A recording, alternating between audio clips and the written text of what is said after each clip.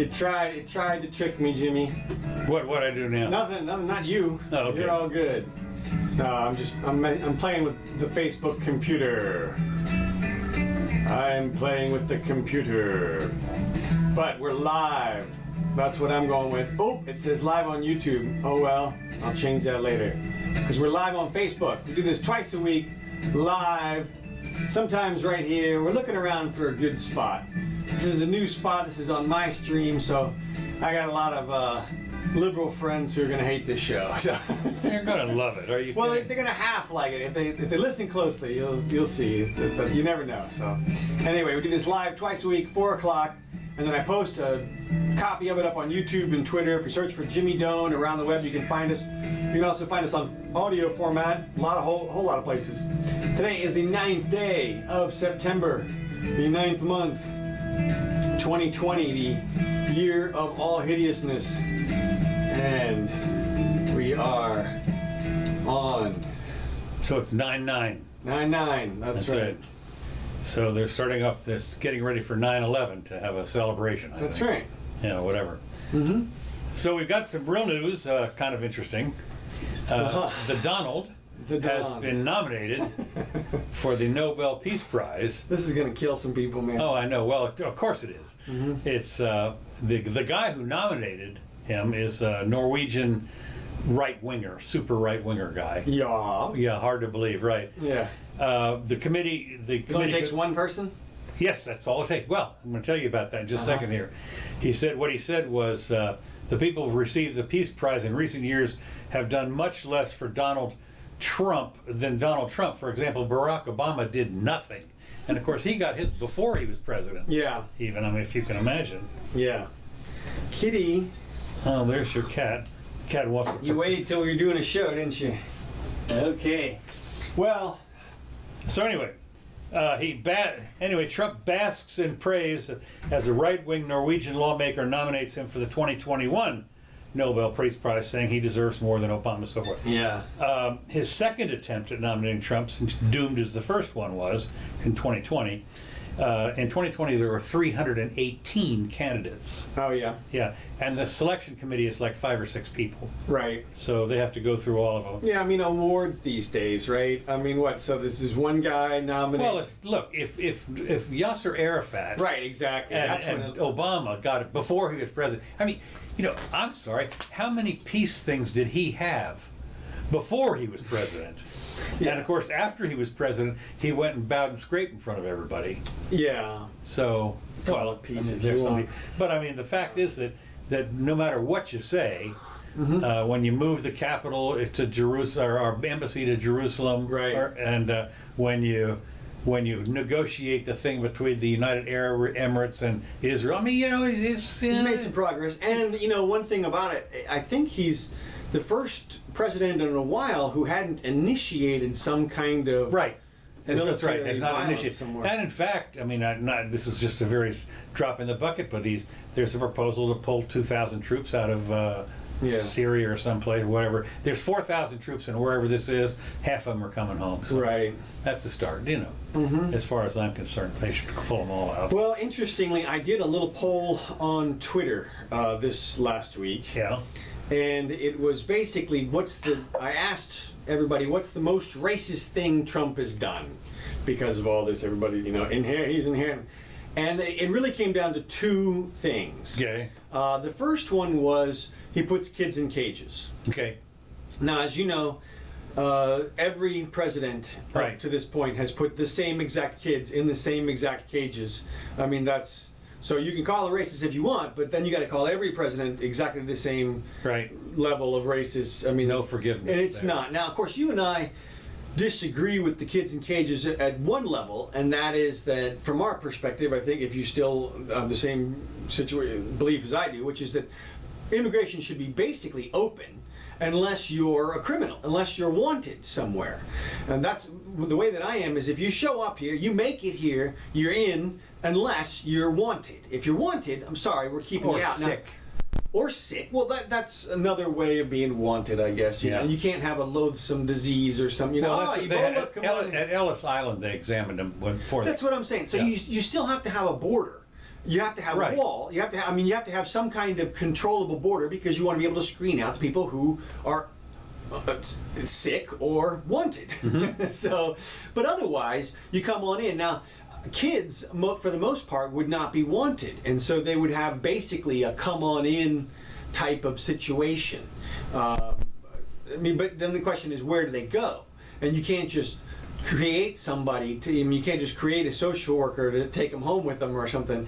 And so you'd have to have holding facilities. I'm sure you could place them with some ease over the course of a month or something, but you're still going to have to hold them there for a brief period of time. I don't care what you do. I don't care what your policy is, unless it's literally just come on in.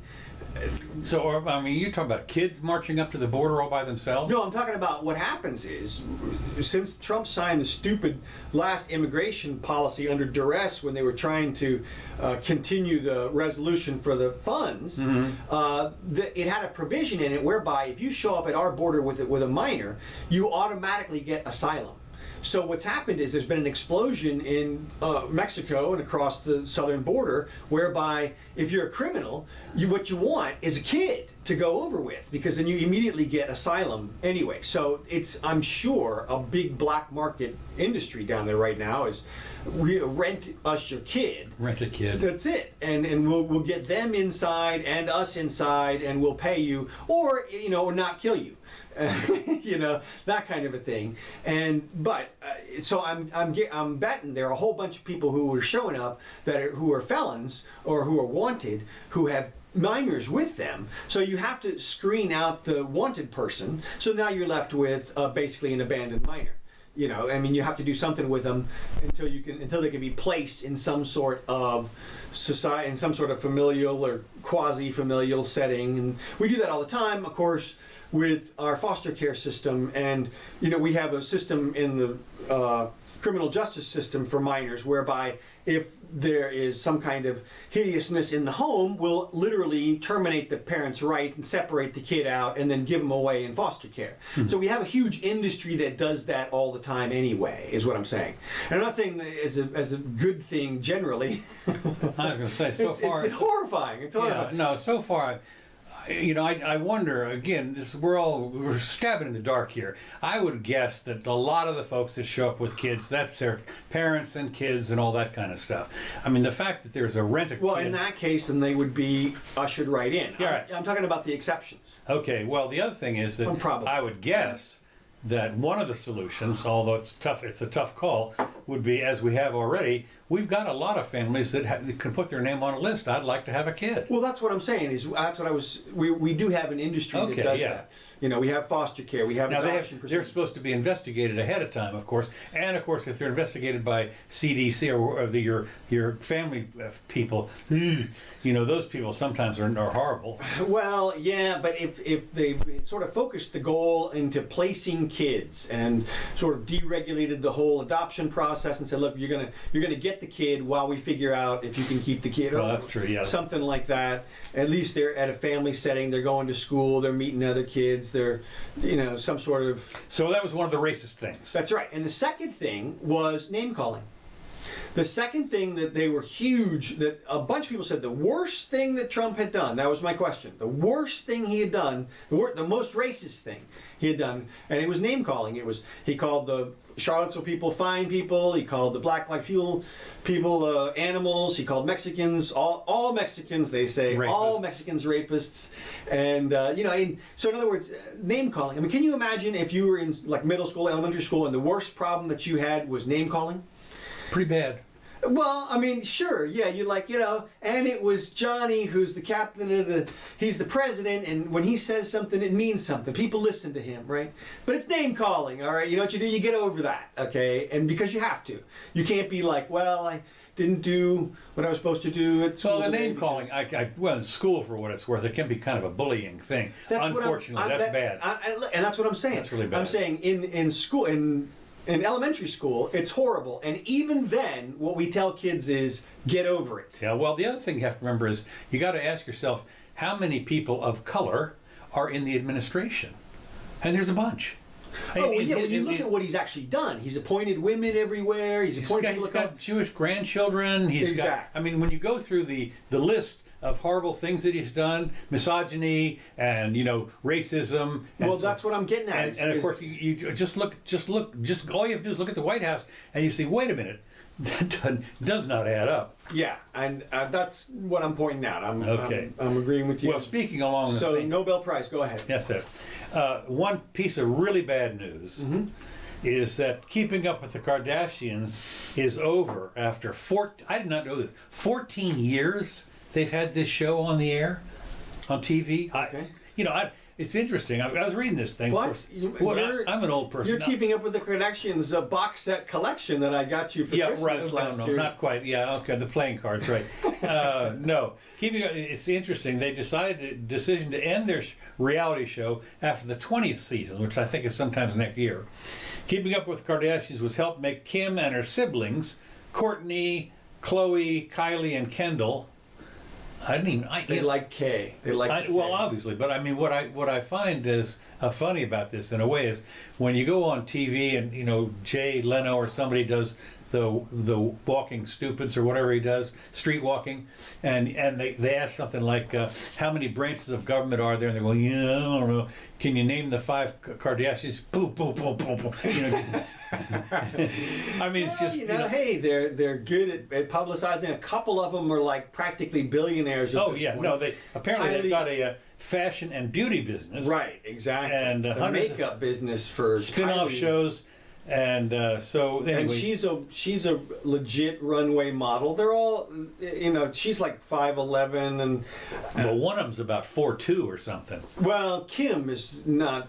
Yeah, she's not super 5'1" or something. No, she's not that short. I think one of them's like 5. I thought she was like 5 feet tall or something. I don't think so. I think just standing next to her sister, she looks that way. Well, that may be. That's Kanye West's wife. Yeah, yeah, and so they've done well. And actually, Kim, that one is angling in her way into the California bar.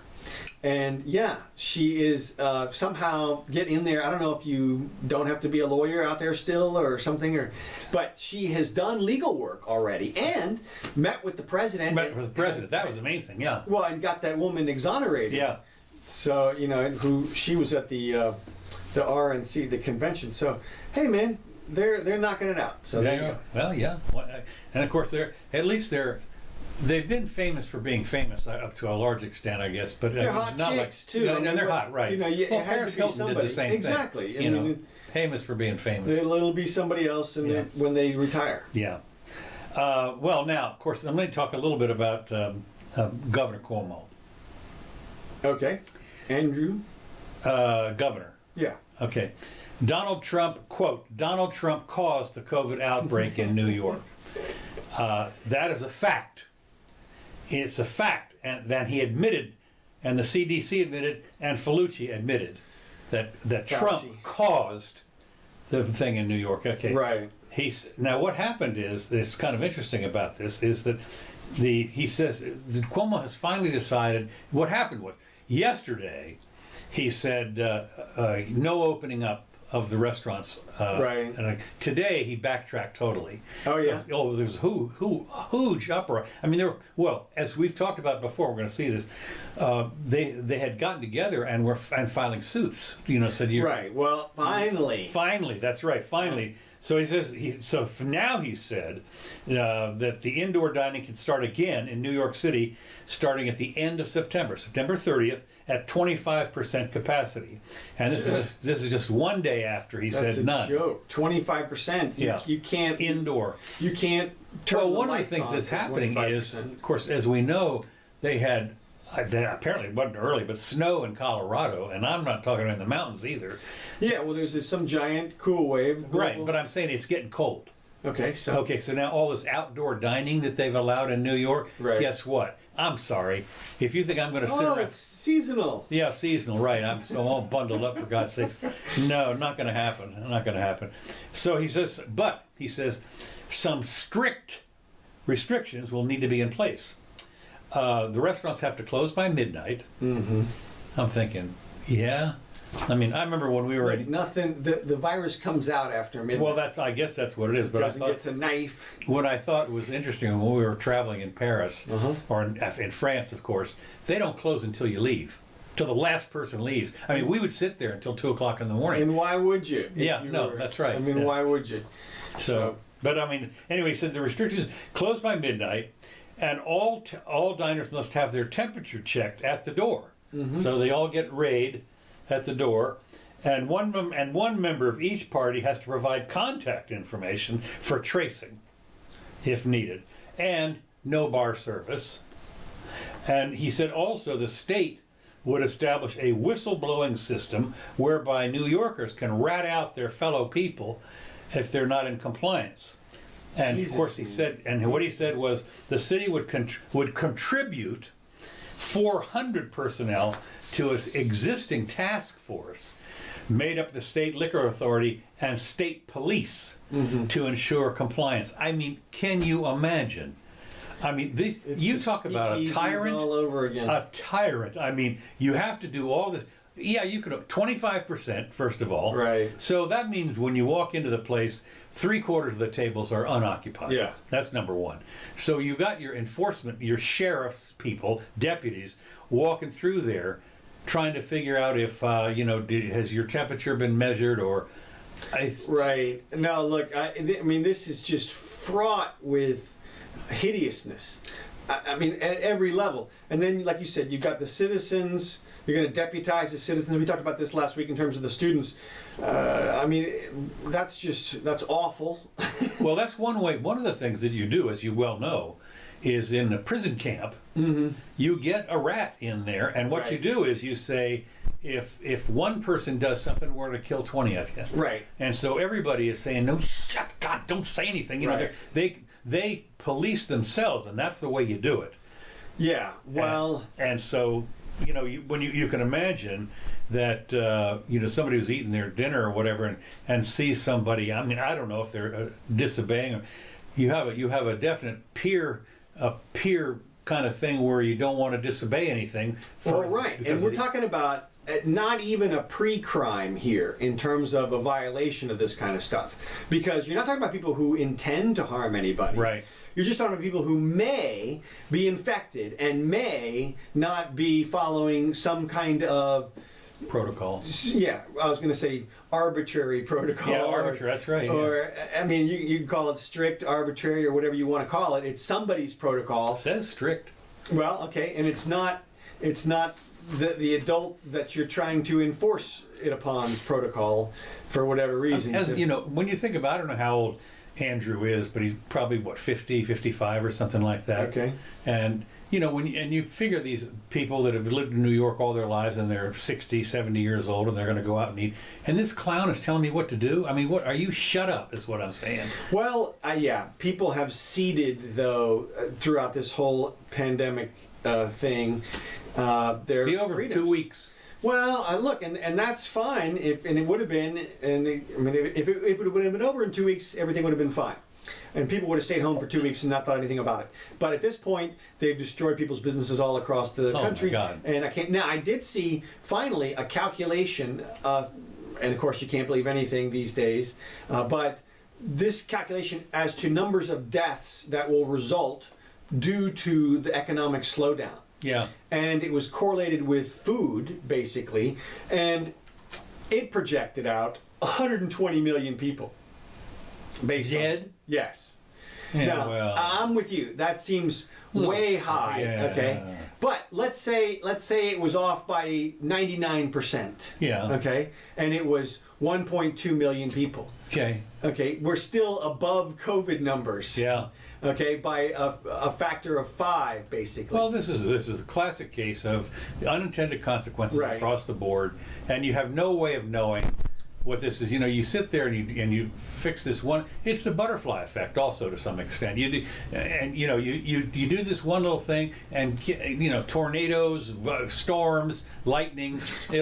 Well, look, and certainly when you're talking about the supply chain for goods that are donated by Americans that somehow reach an African country somewhere Right. the good graces of 7 different people involved. Right. And yet that type of a thing, I have to imagine, has been shut down on a large scale. Oh yeah, that's right. Yeah. I mean, I don't know what it is. Now, I also wanted to point out something about what you just said, about what Andrew said, and that is, expect the craziest news cycle ever for the next 2 months. Until the election is over. Right, until the election, yeah. It is like, put your story in a blender with the Star magazine, and then blend it up and read that, because it's going to make more sense. Well, the thing that's interesting, I saw this the other day. There's 2 things. One is there was a single coronavirus outbreak. I think it was the university. There was one. They found one person. Okay. And they're all panicked. It's not exactly an outbreak. No, one. And, the students are coming in. And there was another place else where there was 1 or 2 that showed up, as positive, and they're panicking. This is look out, it's back. And I'm thinking, out of 20,000 or something like that. Well, the numbers are gonna come out one way or the other. I mean, here. Well, go ahead. There's another thing. There's this girl, Giselle, somebody on my Facebook page, and she's from Mississippi, and she has a thing that same as Jeff Childress does. Only Jeff's is really good here locally. He tracks our COVID deaths and all that stuff here in Alachua County, and he does a great job every day. I mean, he's really fabulous. He's got it all done, and the explanation, everything. And as our stuff here in Alachua County, it goes down and so forth, and he talks about it. This girl in Mississippi, she tracks it in a way that's not really that understandable. Although, when you see the stick graph, it's headed down. Yeah. And so I said to her, who's going to ring the bell and call the Ollie in free? What's going to happen? And she said, well, if we have no COVID-19 for 2 weeks. Right. And I said, what happens if you get one on week 3? Yeah. What do you do? Well, look, I mean, you opened it. Wait a minute, you've opened up everything supposedly. It's going to take something like, I mean, look, here are the numbers I put up just for New York, New Jersey, California, Texas, and Florida for the last couple of weeks or so, and they're tapering off. You're getting some. Like I said before, we got some room to run in California still, but in New York, I mean, you're talking about single digits at this point in terms of increases of deaths. So at some point, the business owners are going to get sick and tired, and they're going to sue, and they're going to say, you can't do this anymore, and they're going to attack either the compelling interest of the government to keep everything shut down, or the restrictiveness of the means that they're using.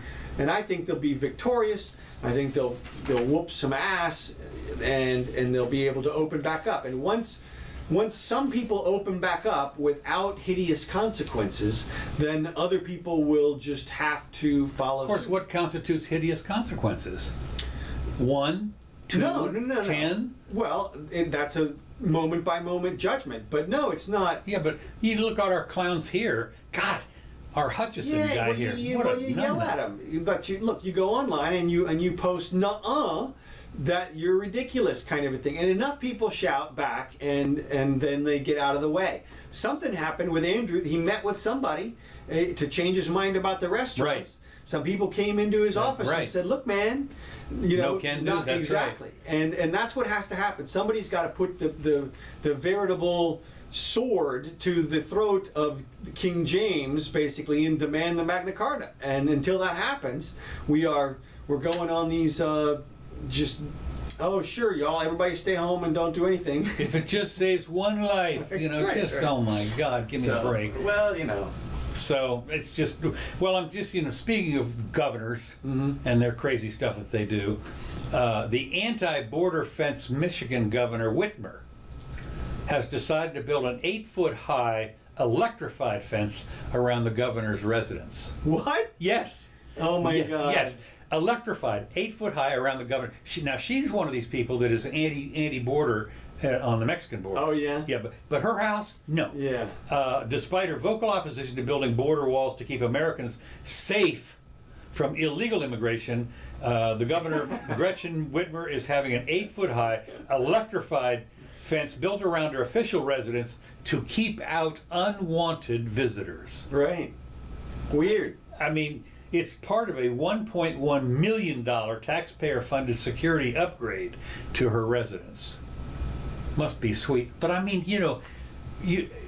nobody sees the hypocrisy. Hacking through the irony. I'm like, my God, electrified. It's an electrified fence. Even that big fence around the White House is not electrified. Right. No. I mean, no, can you see the advertisement with it's some image of the fence and some Antifa guy on the fence? Yeah. Well, of course, it's interesting because the way they found out about it was that apparently it's being built today, and there's a sign out there. Don't touch. Watch out. Don't touch high voltage electric. I mean, it's right out of Jurassic Park. Well, I mean, can you imagine when the Tyrannosaurus gets loose? Oh my gosh! So I thought it was fascinating that she's having this. Look at this. There's somebody's Trump sign. This person runs up to get it, and it's electrified. That's great. They got zapped. They don't mess with people's stuff. No. But no, that's great. Okay. So I just thought, I mean, it's an 8-foot-high fence, and so you're going to have to be a pretty good pole vaulter to get over that. Well, I mean, look. Maybe, I wonder if you could just short it to ground, right? An iron bar and short it. Figure out a ways. And what I keep seeing. Actually, I keep waiting for this. I hate to mention it, but I will anyway. Thank you. But what I keep waiting for Antifa to start doing are just bomb threats. Just bomb threat everywhere. I just can't believe that they haven't figured out yet. Way to tell them. Thank you, Counselor. That's if you're Antifa or you're beep that out. Yeah, that's right. Producer. Beep that out. Yeah, no bomb threats. Okay. Yeah, you can see them coming in all over the place. It's right out of Lethal Weapon. Yeah, well, exactly. No, was it Lethal? No, it wasn't Lethal Weapon. It was no Bruce Willis. Die Hard. Die Hard. Yeah. Die Hard. Yeah. Okay, well that's great. So the governor. I mean, you look at this and you think the arrogance of this person. I need to be protected by an 8-foot-high. Maybe she's just figuring it out right now. Maybe she'll realize, hey, wait a minute. There are actually people who we don't want inside, and we're going to electrocute them if they want to get in here. Well, look, it didn't work to just put up a regular fence. They'll tear that down. 8 foot high. I don't know if I mean. Well, the ones that they put up around the federal building and the White House, they tore down sections of, little by little. They rocked them. They were really well built. That was the best fence advertisement money could buy. Man, those people must be. Oh my God, they must be loving it. I mean, somebody drove a car into a piece of it, and it bucked it up, and I mean, didn't fail. And so, what a great advertisement. But so you don't want that, and look, what you want is your place to be one level harder than the guys next door. Is basically what it comes down to. Well, for robbery. Right. Yeah. Right. No, that's right. It's the old thing. I don't have to outrun the bear. I just have to outrun you. So no, that doesn't quite work with Whitmer's house because they'd have to go to another public official's house. Right. But if they know that she has an electric fence, then the concept will be, well, let's not go do her house. Let's go get. Oh no! There's the challenge. Well, it could be, but see. That's the challenge. No, but see, you're thinking with logic and like some sort of normal person. Oh. These are these kind of people, these are emotional people. They don't want a challenge, man. Okay. They don't want to have to do anything. So Okay. this is easy. They want it to be easy pickings for them. They want to yell through a megaphone into an old lady's face and have no possibility. I think they said they might have even arrested one of those people that did that. Well, they should have. I was saying that megaphones in somebody's ear should absolutely be assault. Yeah, I mean, it is. There's no you're question. doing it to hurt the person. Yeah. You know you are. Yeah. And it's probably working. Yeah. So, I mean. Yeah. Even just screaming is bad enough. Right. But yeah. Okay. Moving along, I'm going to go to Colorado. Okay. This is fascinating. Uh-huh. The Colorado school officials called the sheriff and suspended a 12-year-old, and it says here black boy, not that it really matters. But and also this is interesting because black is capitalized. Yeah, well, they've started to do that. Is that the new thing? Yeah. Now black is, no, not white, but Right. black. Okay. Well, people have started to capitalize white too. Oh, really? Yeah. Oh, I didn't know that. Okay. After he showed I it, shouldn't have said that, you know. after he showed a toy gun in his Zoom class. Uh-huh. Okay. Yeah. This was a toy gun, and it had a red tip, Yeah. which means it's a toy gun. Right. Okay. And apparently he And by the way, it's on the TV screen. yeah, it's on the right. It's a Zoom thing. Right. And apparently what he did was he moved the gun from one side to the other, and whoever it was, one of the other people in the Zoom conference noticed it, Right. and told the teacher. Hands up. And so the teacher called the authorities. Uh-huh. Okay, and When are we going to get the first Zoom robbery? Hey, all you people. Right? Yeah, exactly. Yeah, it's Put the check in the mail. yeah. Well, this is Put the what. check in the mail. Yeah, no. Well, this is this is even a step beyond when you do the drive-up thing, Uh-huh. and you have the little canister thing in the bank that you put your money in. You put a note Right. in there that says you're being held up. Put the money, Right. put the money in the little canister, That's it. and send it back. That's it. No, this is You have a picture of a gun. this is better. Right. This is it. No, no on the TV, right? And so anyway, they was in an online art class, and when you move the toy across the screen, and I had already explained to the teacher that it was a toy. Said apparently the father or the mother told the outlet. I told the assistant principal that it was a toy. She admitted that she knew it was a toy, but Isaiah's safety was the utmost importance. Now it also turns out the kid is not 100% there. I mean, he's autistic but he's he's in school. Let me take that back. Even normal kid, okay? I'm gonna Right. say normal kid. Yeah. There was something else in the article, but the bottom line was they called the sheriff Right. and they went to the house Yeah. and Now, you talk about defunding the police. This is the kind of thing we're talking about here. Okay, literally, I mean, come on. There is no safety concern because you recognize it's a toy gun. It's a reality thing. I knew it was a toy gun, but and you sit there and you say, and she said, I knew it was a toy, but Isaiah's safety was the utmost importance. I'm thinking, what? Are you crazy? If you send the deputies over there, a couple of deputies armed, obviously, Yeah. over there. Yeah, exactly. I mean, that's the thing. They're armed with Right. real guns. Right. And you send them in there. That's right. Stand away from That's the it. toy Get away gun. from the gun. Get back. Don't touch that gun. God, I just the ludicrousness of this is just beyond belief. Well, look, this is a person who's not being an adult, not making an adult decision, and instead they're going along with some kind of protocol. No, you This say is that. A kid would not make this decision. That's because a kid would realize A kid would that say- you're supposed to a kid would use say- some judgment. Yeah, no, even a kid, Right. looking at an 8-year-old kid looking at that would go, ha ha, nothing to worry Well, about. and that's what I'm saying. That like the teacher's so indoctrinated that she's going to overlook reality Yeah. in order to tote this party line of zero tolerance kind of a thing, and it's insanity. And to give you here's another example. This week we had in law enforcement, and just yet another in Leawood, Kansas.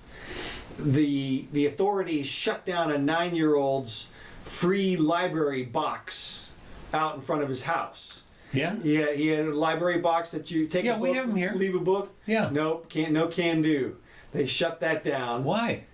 Some kind of code violation. Really? Yeah. No, because we have them here. I mean, I've seen them downtown. There's, there's like maybe 20, 30 books in there in a thing, and Right. take one, leave one. How Yeah. about this one? A kid in Key West was arrested for catching the wrong fish.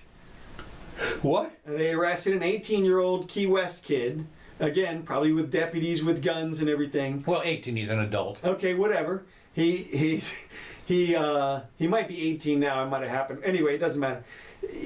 He caught basically a baby Goliath grouper. Okay. So for him, it was a big fish. Right. And for them, it was an endangered species. Okay. But it just the stupidity of the concept that we have a group, we send a human, an armed human, out to bag another human because a third human doesn't want the second human catching some fish. Yeah. And okay, that's what we're using law enforcement for at this point? We have an entire branch of the park police or whatever they're called, the environmental police. This is what I'm saying. You want to defund someplace? Yeah, right. These are the areas that you can look at. Well, is the Goliath grouper endangered species? Yeah. Okay. But who gives a shit? It's a fish. I don't care what anybody says. Look, if you like endangered species, guess what you can do?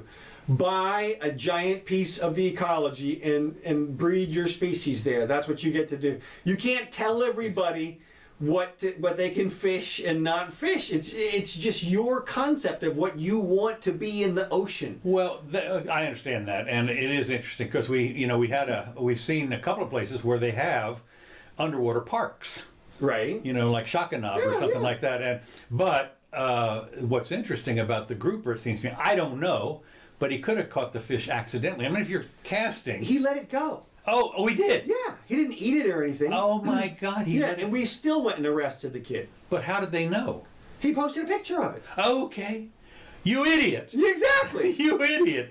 But he doesn't know, he's a kid. Yeah. And it just goes to show you. I mean, look. Wait a minute, they arrested him. Oh my God. Yeah. I let it go. Not good enough. Not good enough, kid.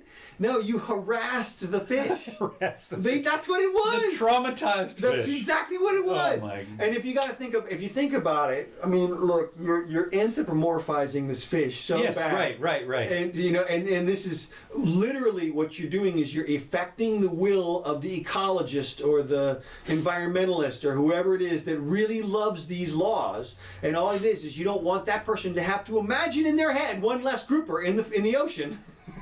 Well, of course, there wasn't one less. Well, I know, exactly. But then you didn't want them to have to imagine the trauma that grouper suffered. Yeah, and so reproduce let's arrest this kid so that other person doesn't have to imagine. Now, I don't know if you followed up on this, but they didn't haul him off to jail or anything. I don't know. Death penalty. Look, here's what you do, people. Google it and see. Death penalty. Death penalty, right? That's right. No, it's just insanity. Now, another. I mean, this is another interesting one, but they arrested in Massachusetts. They arrested a mom and son for incest. Oh well. Licentious wickedness. Ooh, well, this is Massachusetts, right? Yeah. Burn them. Well, that's what I'm saying. They're gonna get. They're facing 20 years each. 20 years each.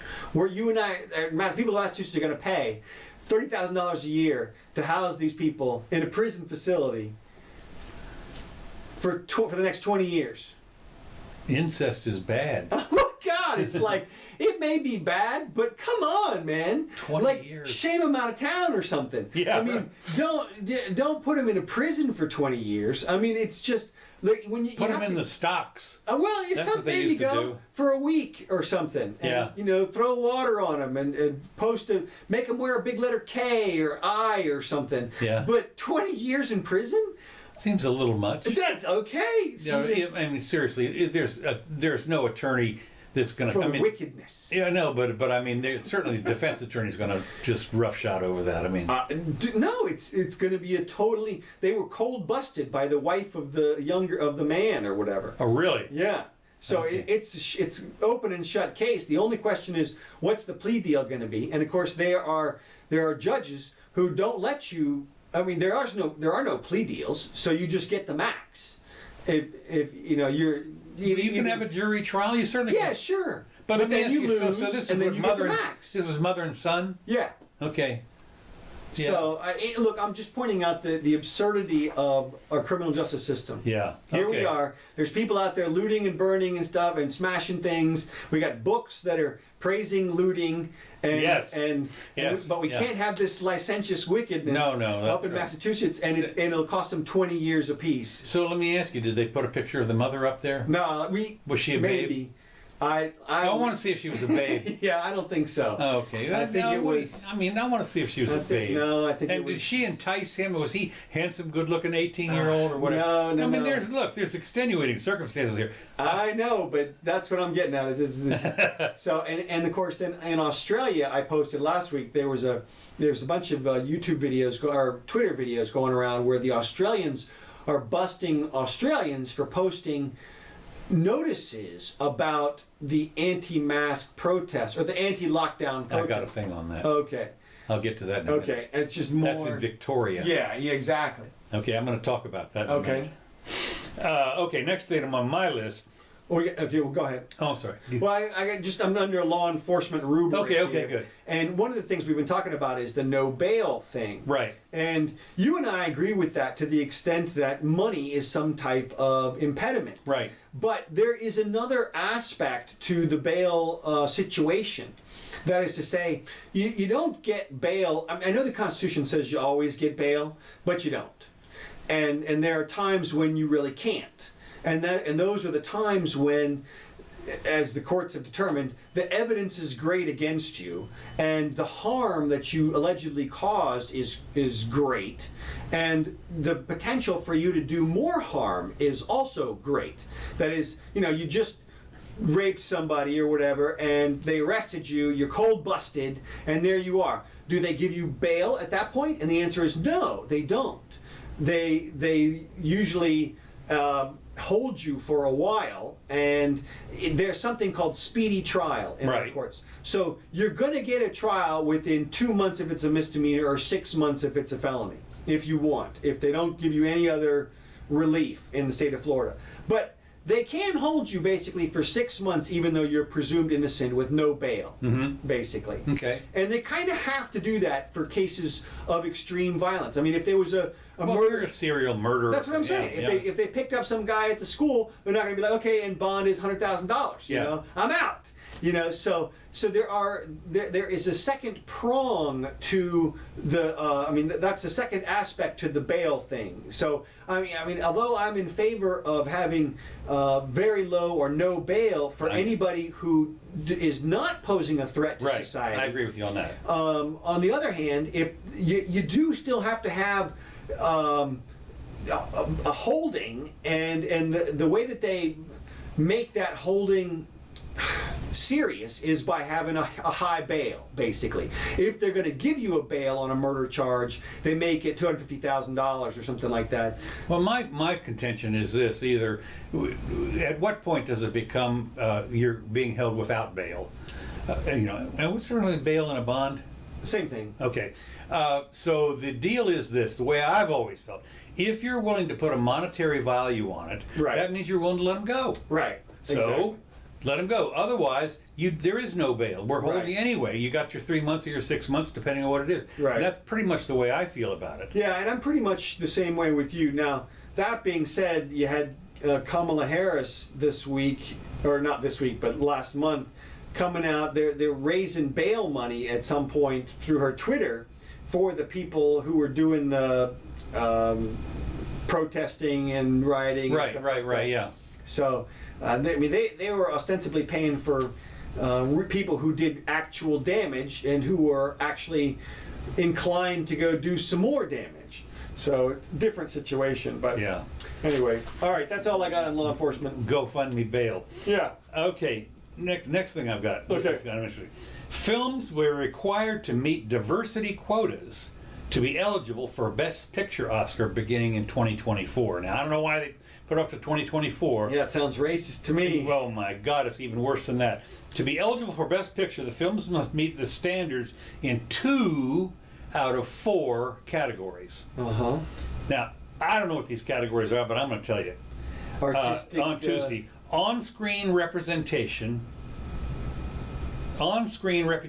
themes and narratives, creative leadership and project team, industry access and opportunities, and audience development.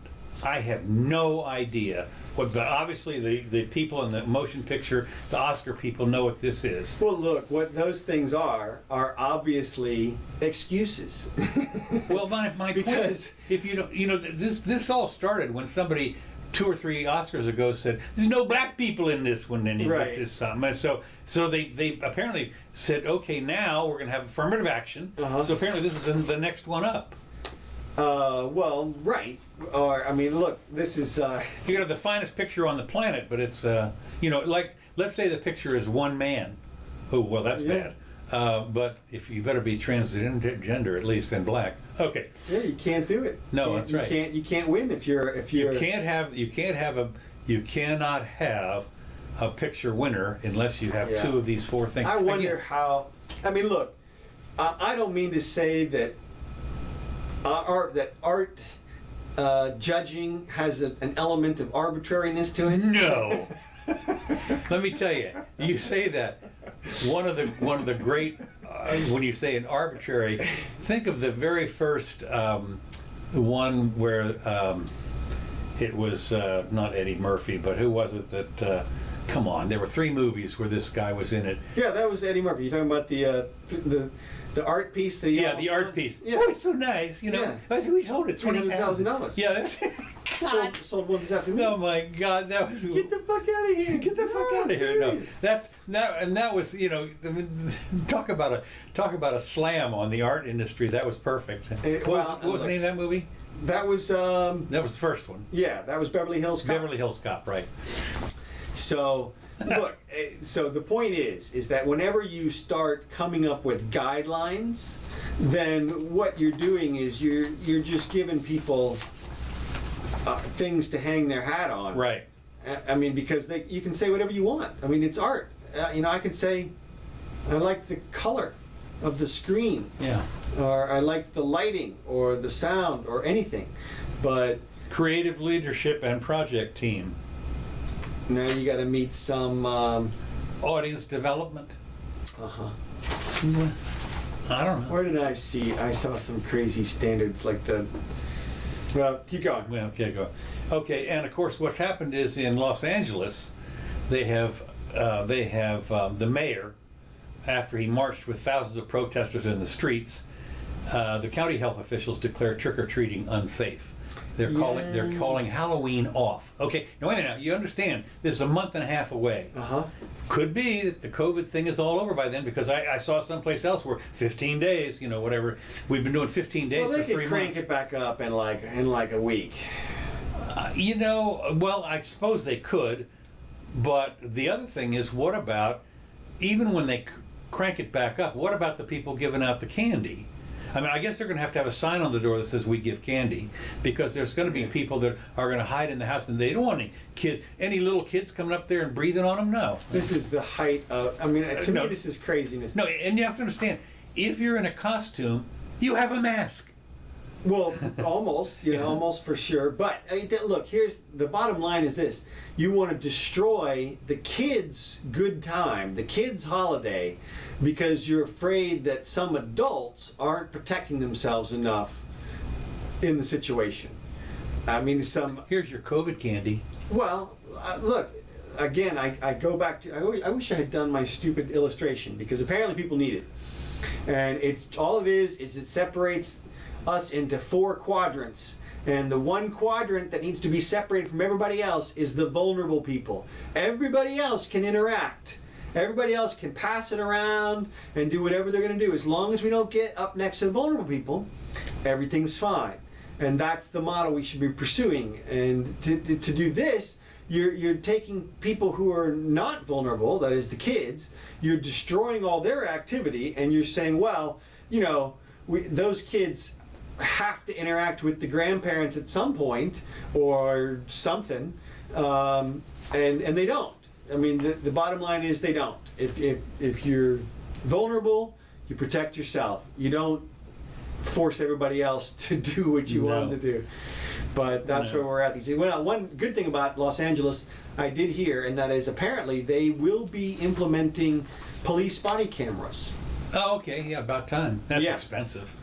Man, I mean, of all of the things they could do. Well, you know, when you look and you see what's on a policeman these days, God, you talk about loaded down. Oh man, it's an incredible barrage of stuff. But to me, the camera is probably the most important, second most behind the gun. Yeah. It's like you better have the damn camera, and to me, it should stream almost directly to. Yeah. Well, the thing web. about it is, as anybody will tell you.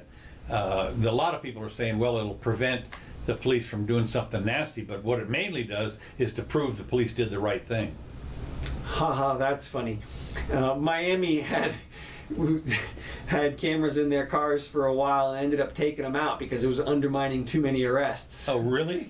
Yeah, look. I didn't know that. Oh, yeah, look. Here's the thing.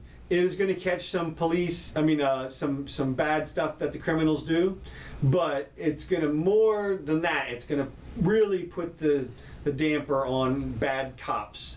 It really changes the game in that regard. It's an excellent thing, and they should have it. They should have it on the cop cars. But I mean, it got so bad that the squad cars had the camera on the dash, and when the police didn't want you to see what was going on, they put their hood up. Yeah. So the camera just saw directly into the hood. And well, at least they couldn't slap you down on the hood. Well, that's true. Well, they put you on the hot engine. Yeah, that's right. Yeah, right. All right, I got one more thing here. This is what's happened in Australia. Okay, yeah. This is really bad. I mean, this is over near. It's in Melbourne. Which I think is the name of the state is Victoria. Okay. A recent arrest of a pregnant woman now facing 15 years. Really? Wow. 15 years. Wait a minute now. The fact is that the 15 years of a pregnant woman, she's arrested, and the reason was she went out of her house during the lockdown. Well, it was a contest. Let's see. I'm just trying to think now. Well, there was two. I mean, one of the pregnant women was one who posted. Right, she posted. That's right. I'm sorry. On her Facebook page, she said, "Let's get together for a gathering against the lockdown, against masks or something like that." Well, they saw the post and arrested her because of the post. Right. Okay. Because of the post. Now that's this woman right here, and it is just interesting. They come into her house and the kids are right there. The kids in the guy's arms, and they're like, "Oh yeah, sign this thing here." Oops. Yeah, don't put me in. Just that. Well, you can't tell what's going on, but if you go and listen to this one, it's a doozy, and there's a couple other ones as well. There's the woman. You can see she's visibly pregnant. She's telling them she's got an ultrasound in an hour. Yeah. And they're not having it. And so just from her posting this on the interweb, I mean, not attending the rally and not doing any looting at the rally or something like that, but not even attending, just posting about it. And so, if you want to see where it can they don't, as we explained, I think, Les, have explained previously. The First Amendment, we're the only country on the planet that has a First Amendment. Yeah. And they don't. I mean, they can, So anyway, it's interesting. It was a contest that hard left Victorian Premier Daniel Andrews won by a mile almost 6 months later. Melbourne is still under what is by far the strictest underlying health conditions. You don't have to wear a mask. Underlying health conditions. I do not have to wear a mask. End of. And you do not have to challenge me either. It's against the law to challenge me. It's against the law to challenge me as well. And groups of no more than two. Okay, that's a group. Okay. No more than two. Hey, who you grabbing? I mean, you're allowed to get food, but only by yourself. I've told you, only no! once a day. Now get off me! Now get off me! Increasingly Now few you've people been with told. jobs must carry a government-issued permit indicating that they're allowed to go to work. Spraying me? What? You're spraying me for nothing? He hasn't done nothing wrong. He hasn't done nothing wrong. It's the He's done recurring nothing theme wrong. in Medical conditions. medical Medical conditions. that I theoretical and dishonest that they make Andrew Cuomo's medical condition. behind him always What are you in it for? banner with the state government Corona slogan, which also can be found. Lads, you're pointing at me, not even pointing at him. Interesting because the slogan. the staying apart keeps us together. I've got every bit of it. Get off me now. Keeps us together. Mate, you've done nothing wrong. You've done nothing wrong. You're on a power honest to trip God. here. I mean, yeah, that's the You're on a workers power do. trip. I mean, it's I've outspoken him, told you I don't have to I go. mean, Let go me on They're trying to You let enforce go the of it. mask on this guy. This is You're the one on him. he's just on You're the one, you're a bully. And You're a they're- fucking they're bully. at it. I told you I don't have to fucking wear one. the spraying By again, law, he but doesn't have to. Underlying health conditions. Get the fuck off me. we haven't seen this kind of stuff around here yet. But fuck's he if they're doing? willing to Take your shut legs down off me. kids, No, What is funny is, we're actually descending from these people.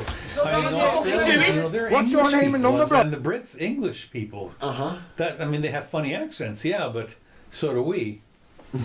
No, but I mean, what has happened? Is this what happens to the English-speaking people? They devolve, into something like this, de-evolute or whatever. look, I think this is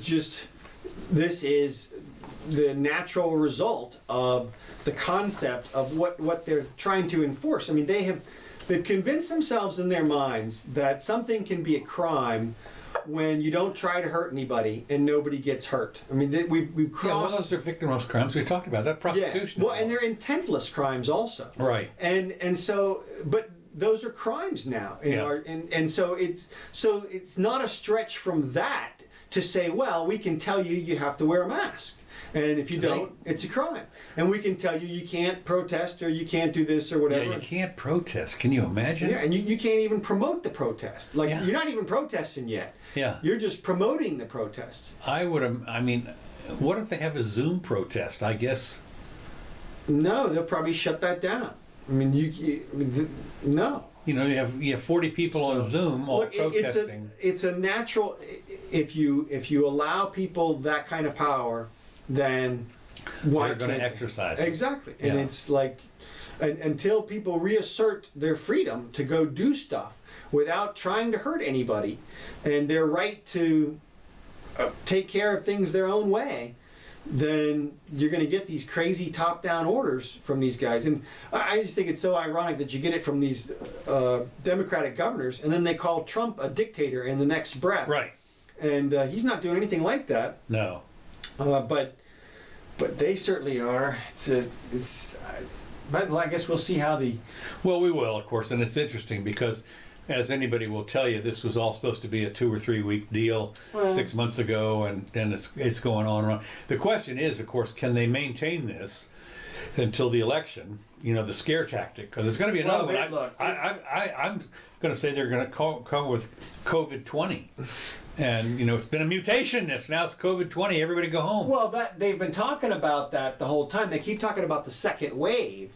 And without clearing up the context, which is, of course, the second wave that they're talking about and referring to is the one from the 1919 flu. Right. And that one did mutate and came back 10 times as deadly. Yeah. And so you can imagine if COVID came back 10 times as deadly, Jesus, I mean, the restrictions would be everything. They would be. They're already everything. Yeah, so. they are. I mean, this is unbelievable. I mean, it's just interesting because even here locally, when you see our local leader people, whatever they are, they're tyrants. I mean, they're just tyrants, and What's interesting is that I promise you they don't think that they are. They really don't. They think they're helping. They think they're doing what has to be done. They're making a tough decision, and they're making the hard call, and they're doing it for the common good. I saw a guy the other day on Twitter arguing for the common good. And it's like, dude, you really haven't thought this through, have you? I mean, you do know somebody gets to decide what that common good is. Right. And then therefore it's not a common good anymore. It's that guy's individual idea of what the common good is. This is the same old thing. First they came for these people. Second they came for these people. They came for the Jews, the Catholics. They came once they're telling healthy people that you can't go to your work, it doesn't get any more restrictive than that. I mean, they can theoretically destroy the whole economy. And they are. Well, exactly. I mean, when I was just reading a thing, I was reading a thing on my Facebook page or something about the restaurant chains that are in danger of and are in the process of shutting down completely. Yeah. Well, not only that, but I was at the grocery store today, and we're starting to see the shortages of the basically common items. Really? Yeah. Like? Well, what you get is less selection. So, right. Yes. No. That I've seen that, and that's exactly right. My only thing is, I will say this. That's bad, and you're right. That's something. I mean, you got to buy the roasted turkey instead of the honey roasted turkey or something. Or you can't get the combo pack with the ham in it, right? Or something like that. You know, that's what happened to me today. And third world or first world problems. But yeah, right. I mean, because I remember going into a grocery store in Upper Sweden. Oh yeah. And you get one choice. No, well, you had 2 or 3, but I mean, we're like when you go down our cereal aisle here, there's 1,000 different cereals. Right. Okay, in Sweden there was like 4. Yeah. But that's the way it was in Paris when I was there, and so yeah. They had a good selection of wine. Yes. I'll say that. Priorities. I mean, seriously. So, I mean, they had a wine wall and the other thing that they had in Switzerland, of course, they had a chocolate wall. Which is nice. I mean, really, you'd sit there and look at, and this is a wall of every kind of chocolate you could have had. That's good. Well, I can tell you that in Publix, there were 3 or 4 sections that were halved. No kidding. Yeah. Well, I did notice that. They said that, and of course, as you say, I don't know what the normal in Publix is probably 30,000 items, and so now they're 29 or 28 or something. Yeah, exactly. So I mean, it's bad. Your favorite stuff, yeah. But as far as I'm concerned, if they cut out, well, of course that's if they cut out the Turkish guacamole, it's not going to bother me that much. But I guess there's somebody, and the way I look at it is, I go down the aisles in Publix, and I look at the stuff and I think, who would buy this stuff? But they wouldn't stock it if it wasn't in by. Exactly. I mean, it's going to get sold. Exactly. And I personally like to be at the Publix with everything. I like to be. No, I remember years ago we talked about this on one of the old Jimmy Doane shows about the kindergarten teacher that was teaching her people that we have too much choice.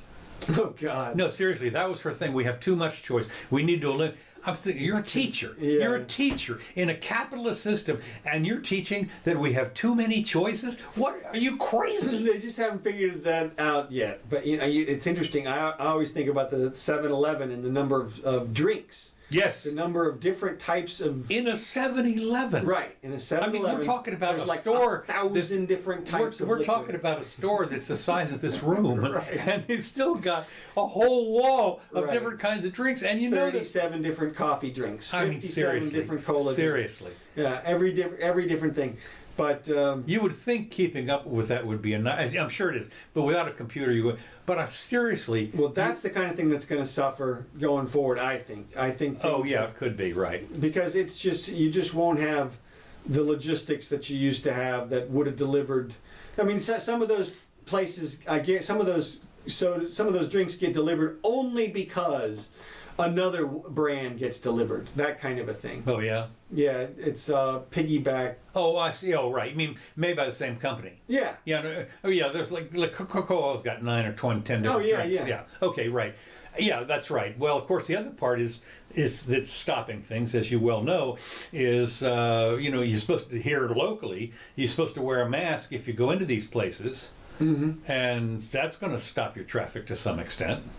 I mean, today was the first day that I saw a decent amount of car traffic out for a while. The students have returned, and this is gonna come back and spin that it'll be interesting to see 2 weeks. We'll come when we come back here in 2 weeks. We'll bring a report on how many people, because at least a couple of schools have literally closed down because they had I've heard that. I mean, we'll see. Well, there's little dorky schools, the private schools. Well, yeah, and I mean, the big trend, we'll see. I haven't heard anything about Sweden in the last week or so, and so it's probably doing well still. I did see a thing that said they're basically opened up totally. I saw one story about 10 days ago that said that they were in a horrible position, which immediately tipped me off that they were in a good position, because you read everything for the opposite these days.